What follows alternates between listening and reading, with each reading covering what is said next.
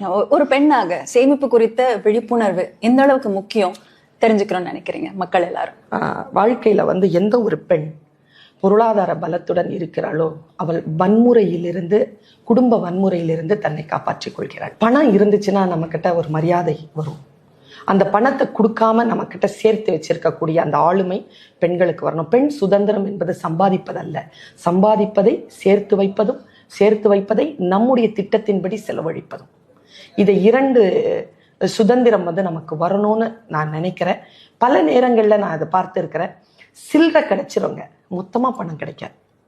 அதனால் மொத்தமாக பணத்தை டக்குன்னு எடுத்து எதுவுமே முடிவு பண்ணாதீங்க. லைஃப் டைமுக்கு உங்களுடைய பாதுகாப்பிற்காக ஒரு 50 வருடத்திற்கு பிறகு, உங்களுக்கு 50 வயசு ஆனதுக்கு அப்புறமா மற்றவர்களை குறை சொல்லி கொண்டு இல்லாமல் நீங்கள் முழுமையாக நம்பிக்கையோடு வாழ வேண்டும் என்றால் சேமிப்பு பழக்கத்தை கையில் எடுத்துக்கொள்ளுங்கள்.